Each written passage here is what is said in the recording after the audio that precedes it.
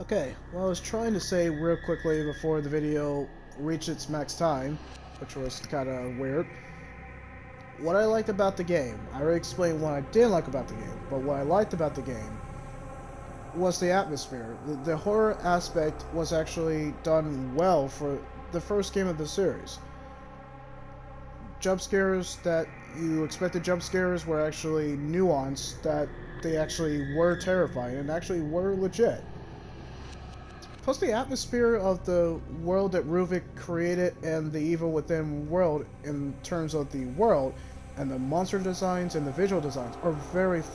It was pretty good for the, I guess, PS4 time frame.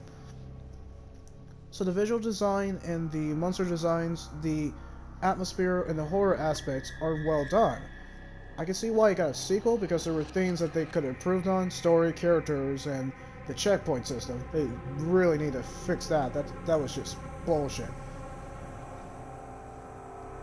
But other than that, yeah, the world in terms of when you were just going the horror aspect, it was fantastic.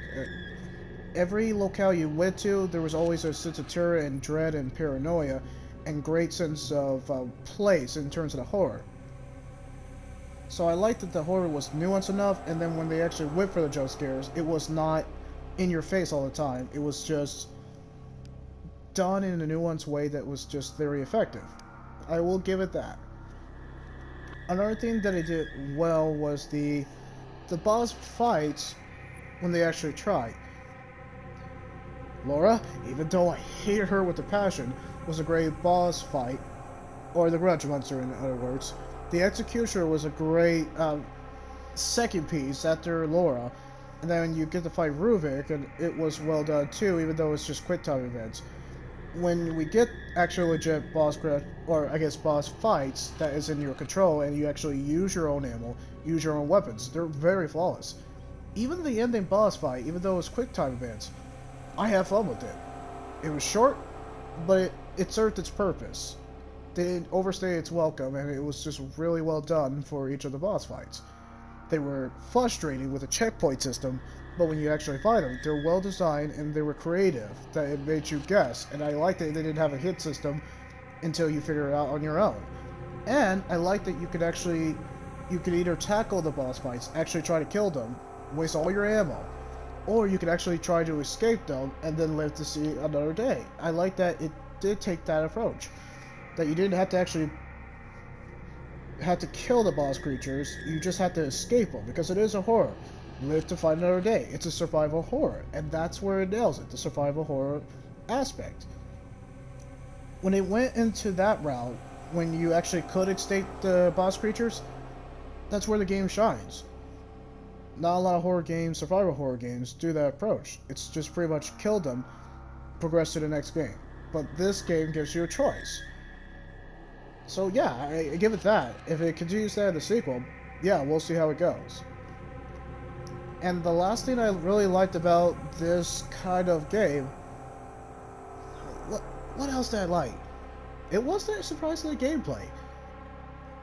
In terms of the gameplay, the leveling system is pretty awesome. I like its unique way of strapping you in and then performing electric shocks to your brain just to give you that experience. But the level system was creative enough that it was always intriguing to go back every time. I was like, so it's not just from your ammunition, it's not with your weapons, abilities, stock, inventory, or with your fatality, stamina, and syringes. It was spread out so well, and the currency you earn throughout the game is spread out so well that you feel like you're learning something and you're getting better at the game. And you clearly saw me in chapter 14. I was OP at that point, and then when I get to chapter 15, I'm pretty much OP, but still terrified. And I like that the game doesn't overpower you to a degree because you earned it. By the time you get to the end, you feel like you earned it because you learned by dying so many stuff, stupid deaths, mind you. But it felt like you learned and you actually grew, like you actually earned that victory.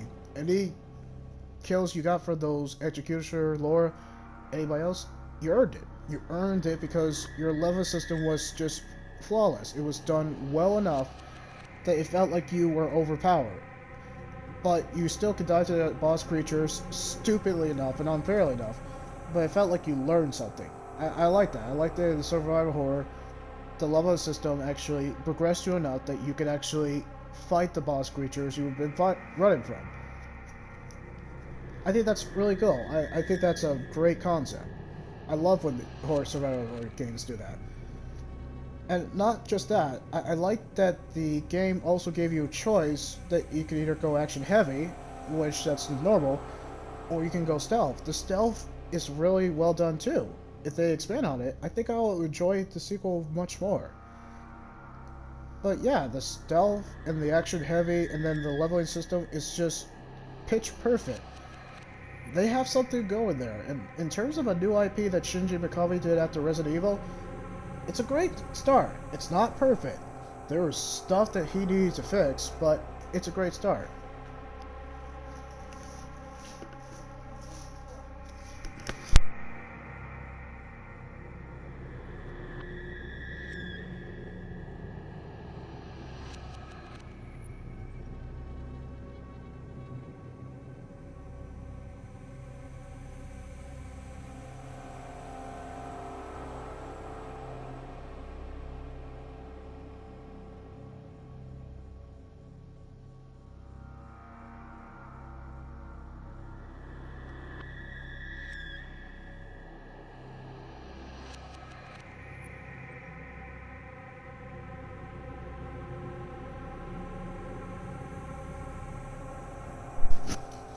So guys, hope you enjoyed the Evil Within walkthrough. I surely enjoyed it. I was frustrated, but I'm glad I got done with it.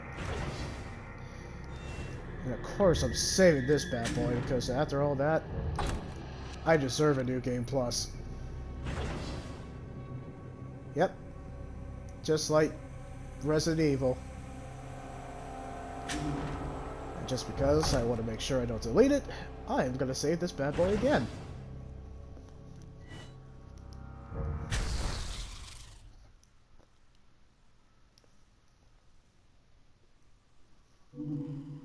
Ah, that was crazy. All this was frustrating.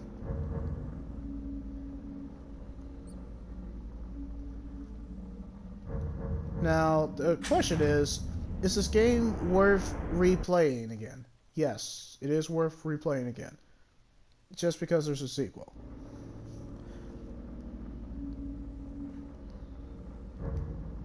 Yeah, he did have a trench coat. I do like that there's a new game plus. After dying to those guys, I think that's more than fair. More than fair. And there's Nurse Ratched, of course. No one cares about Nurse Ratched.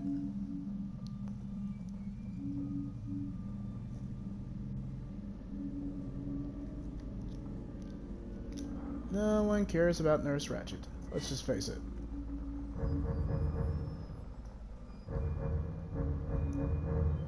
I didn't know there was a mono viewer. Screw you. Where's Laura? I hated Laura with a passion. There she is. Alright, so... yeah, this game kind of pleasantly surprised me. I still give it a 7, but it's worth playing it for the first time just to see what the sequel is about. So, next video, it will be the DLC for the Evil Within, and then Evil Within 2. Hope you guys enjoyed the main campaign. Yeah. Alright, time to go to the DLC now.